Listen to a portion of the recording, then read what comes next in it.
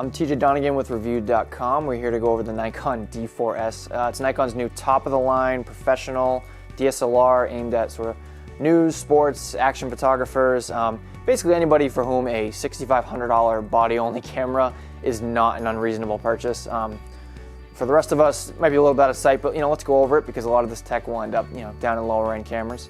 So far, we have put it through our lab tests, and spoiler alert, we think this is probably the best DSLR Nikon's ever made. It's going to be one of our top cameras ever. Basically does a little bit better than the D4 in pretty much every major category. A little better dynamic range, a little better noise. It's a little bit faster, not by much, generally speaking. So the big additions as far as Nikon is concerned is it now does 11 frames a second continuous shooting with autofocus. So same sensor, same AF unit, but actually with new processing goes a little bit faster. Will track a moving subject while still shooting at that speed. The other big addition is Nikon's added ISO 409,600, which is a record. It's just absurd at this point. It basically shoots completely in the dark, so if you're law enforcement or a private eye or you're stalking somebody, this is probably the camera for you. It's such a high ISO that the number doesn't even fit on the LCD. It just goes up to H4. We tested already. It's not really useful for photos. It's 2% noise is usually what we cut off and say, all right, that's too noisy. You wouldn't really want to print that. That top number is 17% noise.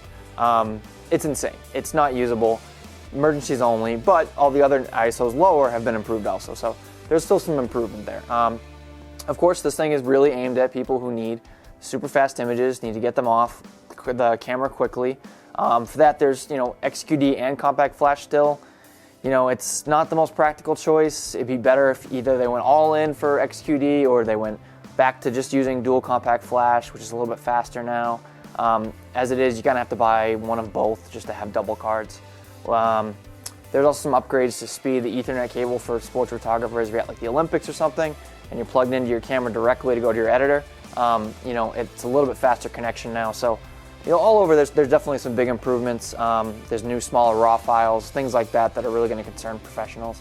But ultimately, it's just down to performance, and this is still one of the faster cameras on the market. The Canon 1DX is still a little bit faster, but when you're talking about 12 frames a second, which sounds something like this, that's RAW plus JPEG.